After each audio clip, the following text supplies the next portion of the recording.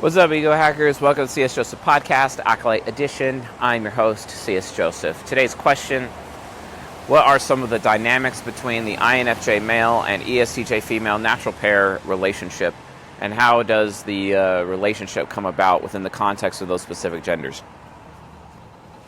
This is what I would call an advanced question.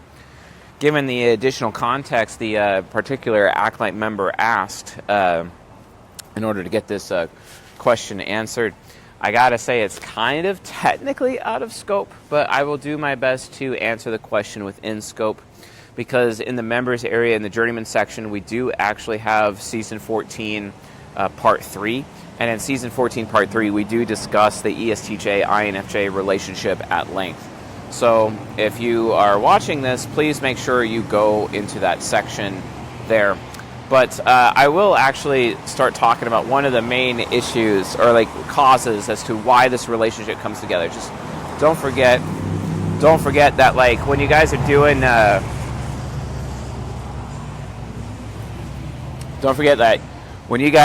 what do you call it? First getting into the relationship, like natural pairs, like a little bit about natural pairs.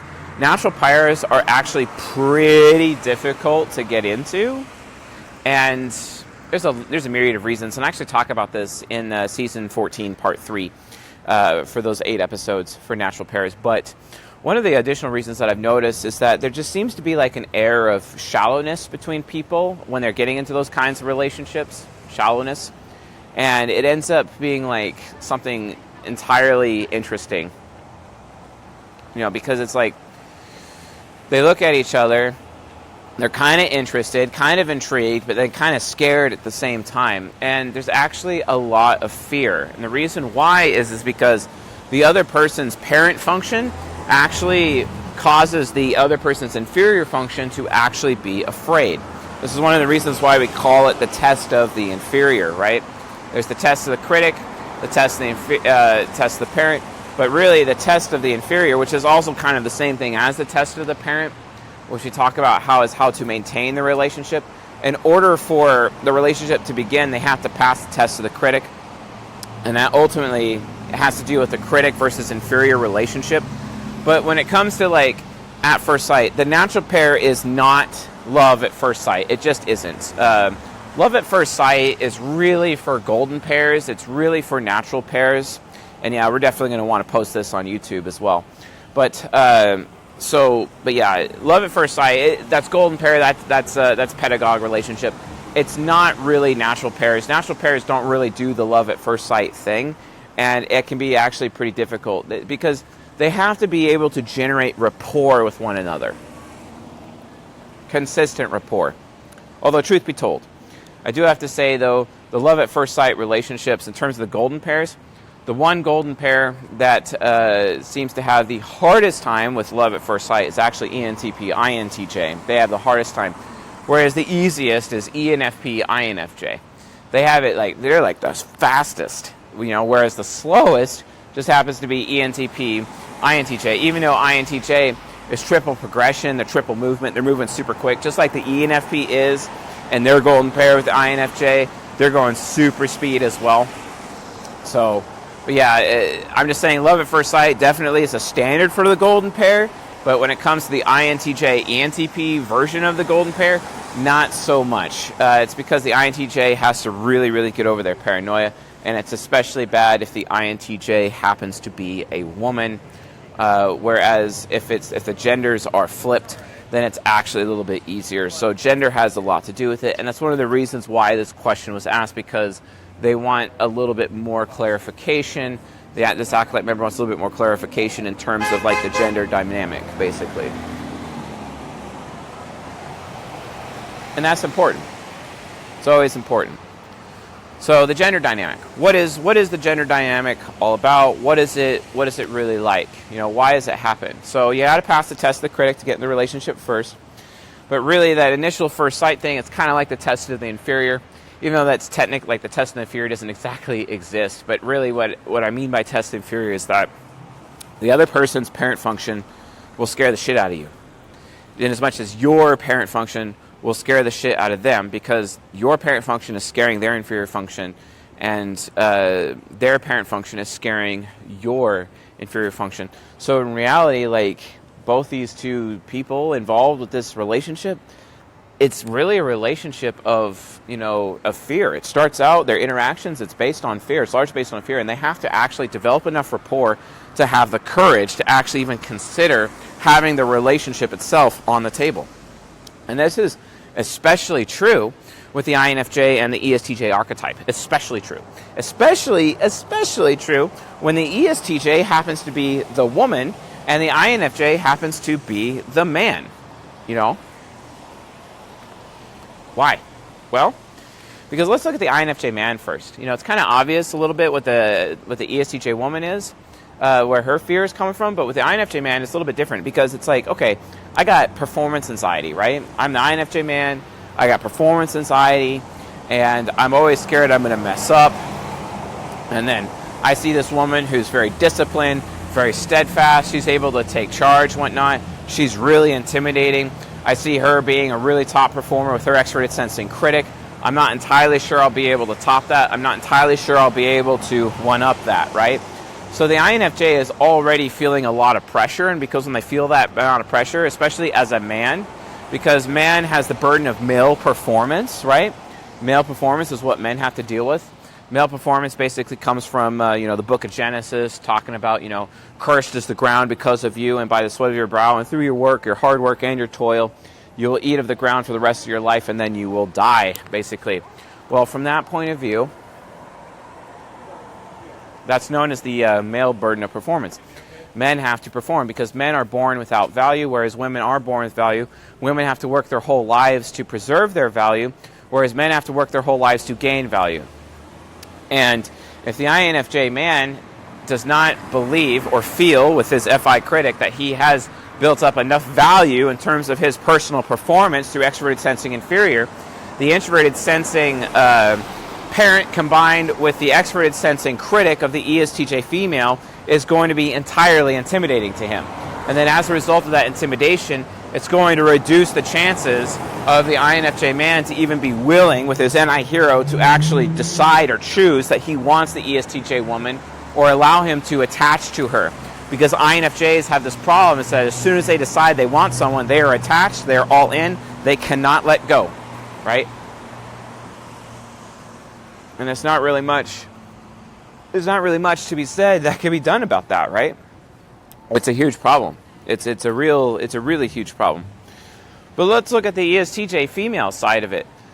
Like, what's going on there, right? She's looking at this INFJ who really is all about social norm, social interaction. This INFJ is a people person, able to interact with just about anybody in any particular situation.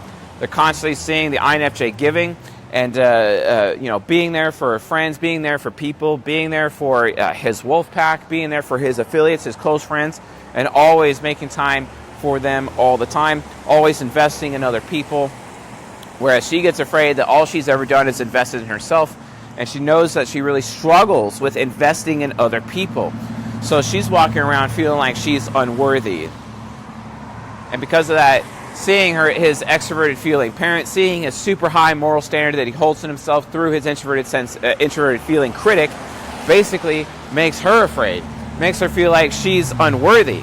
So as a result of that, she's not even really going to bother. She's not going to bother getting with the guy. She's not going to bother really allowing himself. Because it's like, okay, should I even stick around? I mean, I'm not even good enough for this person. I'm not even good enough for this guy, so why bother sticking around? Why bother, being there? And yeah, that's a completely valid perspective. It's a completely valid point of view. So the only way to solve this problem is for these two types to actually just be near each other, really, over time, and develop rapport. Now, luckily, the ESTJ, that's how they work. They're all about rapport, right? They're all about trying to generate rapport with other people so that other people, and they do that by sticking around, basically. So as long as the ESTJ woman is willing to just stick around and see a little bit, and that's kind of like, NI trickster, courage to a point, getting to that point. But yeah, and that's where that comes from.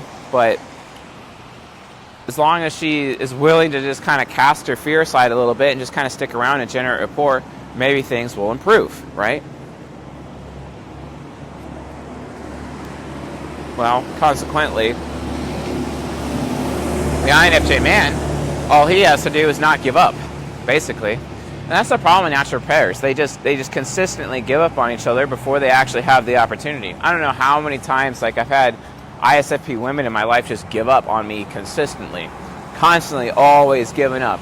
And there are times where I've also given up on ISFP women consistently, especially as of recently. I've given up on like 3 of them, like super quick. You know, and again, it's because the natural pair is super difficult to get into. But as soon as it's established, you're in it for the long haul. It is the most sustainable long-term relationship that you actually can have, psychologically speaking, right? The natural pair.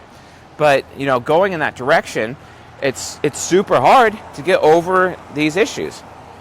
Because passing the test of the critic, really, you know, that's important, where your inferior function is of the other person is operating better than your own critic function, right?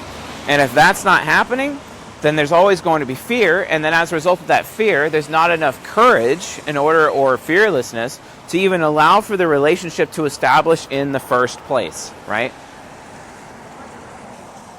That could be a huge issue, really huge issue. The woman there is sitting there like, okay, is this someone I could be loyal to? Is this someone, the INFJ is like, okay, am I going to be able to perform well for this person? They're so disciplined, they're so capable, they're able to get things done, they're very systematic, and they're always able to follow procedures and get things done. Am I even going to be able to measure up to that? And it's just literally just ends up becoming like this comparison fuckfest, where they just compare each other over and over and over and over, and that causes a lot of problems, like a lot of problems, right? So you got to watch out for that. You got to watch out for that consistently, like on a regular basis, you know? But yeah, those are like some of the initial challenges that a lot of people aren't even aware of when it comes to natural pairs. It really is just, you know, getting over that fear factor, because unless you're able to somehow get over that fear factor, the relationship can't even take place. There isn't even an opportunity for the two people involved to pass each other's test of the critic, much less even get into the relationship and then work to passing the test of the parent consistently in order to be able to maintain the relationship moving forward, right? And it's a very special dynamic with this particular long-term relationship. But again, if they're able to get over that fear factor, if they are able to pass the test of the critic, and if they to be able to get into the relationship, you know, things are actually going to be working out pretty well for them, which is awesome. That's pretty awesome.